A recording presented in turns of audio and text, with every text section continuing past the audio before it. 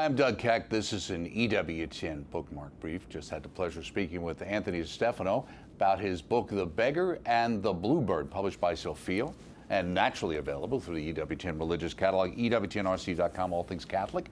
So, The Beggar and the Bluebird, this is another children's book.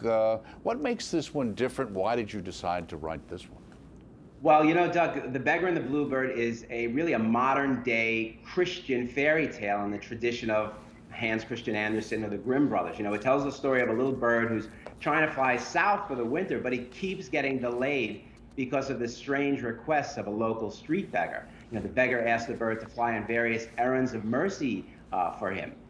He asks him to deliver bread to a homeless man and money to a widow with children and a gold cross to a sick boy in the hospital. And as a result of performing these acts of kindness, the bluebird actually gets caught in a winter snowstorm, and he's in a tremendous amount of danger until a surprise ending reveals that the street beggar is really an angel of God. So it's a story of risk and sacrifice, and it shows that great love is always rewarded by God, though not in ways that we can predict. And I wrote it as a way of introducing children to the concept of angels and to the concept of the corporal and spiritual works of mercy, and also to the true meaning of gift giving and to love itself, which is, after all, self-sacrifice. The bluebird in this book, Doug, is a symbol of Jesus Christ, who gave the biggest gift in the world to us by sacrificing his life so that we could have eternal life in heaven.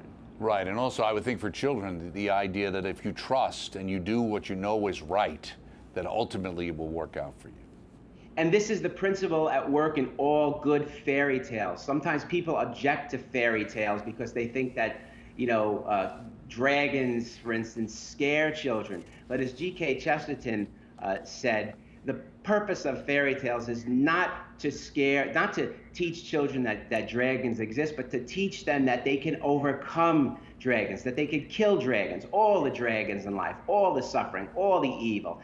And if you stick to your Christian faith and you are in contact and union with God and you practice the virtues, then you are going to overcome all the bad things that happen in life with your faith intact. And that's the point of this story too. Now, you alternate illustrators. You have an illustrator you used earlier for this particular book, right?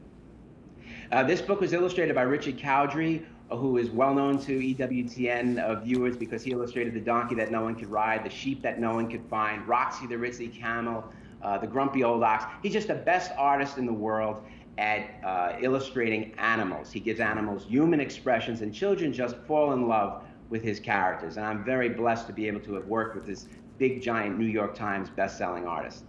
Very good. The Beggar and the Bluebird, available through the EWTN Religious Catalog. And of course, look for the entire interview on this book and also on Joseph's Donkey, coming soon on the network and on demand all the time at EWTN.com on demand. I'm Doug Keck. This has been an EWTN Bookmark Brief. Thanks for stopping by. We'll see you next time.